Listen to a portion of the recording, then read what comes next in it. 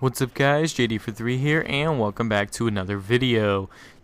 Before we get started, make sure you guys definitely drop a like and subscribe for more content, and let's get started. Today we're going to be covering a Sam Fisher loadout in Battlefield Hardline.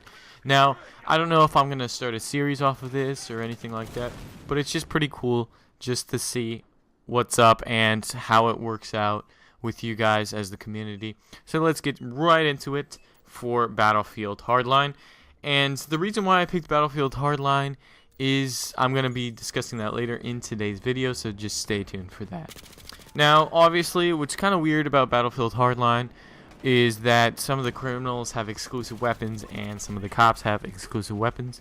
So this loadout is kind of weird for each side. Not too bad. It doesn't really break it up too much, but it definitely isn't the same for both classes. So let's start out with the primary weapons for both classes.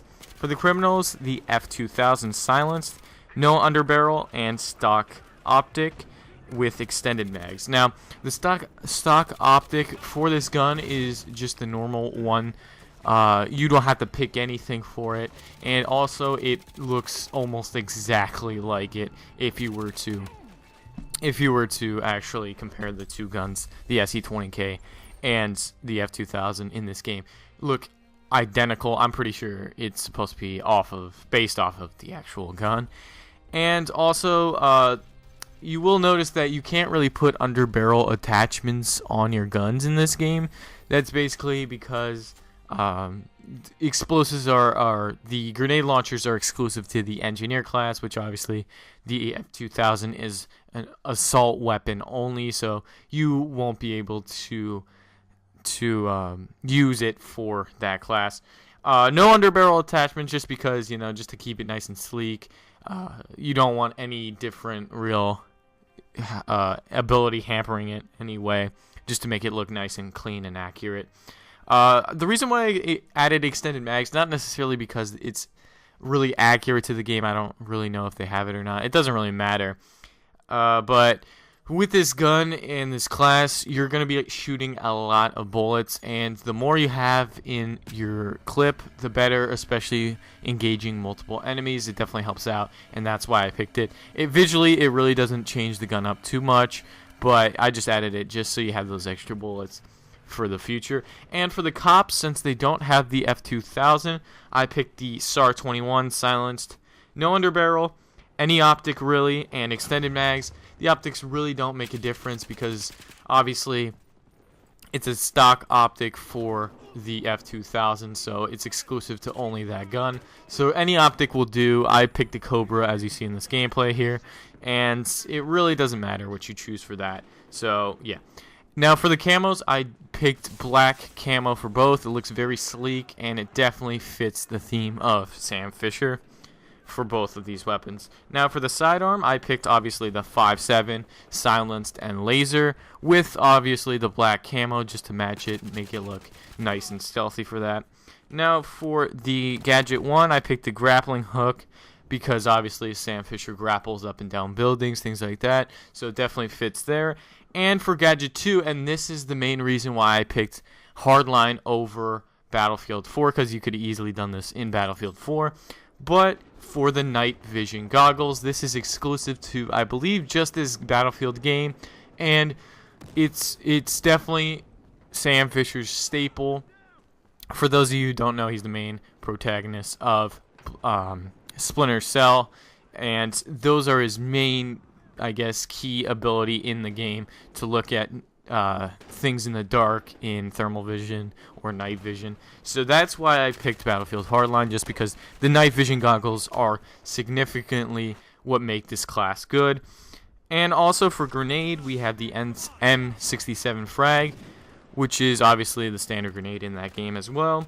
And for melee, the Karambit, whatever you want to call it, it was actually first introduced in Splinter Cell Blacklist, which is the latest game in the series, but, it's in the game, and, it fits the character as well, too.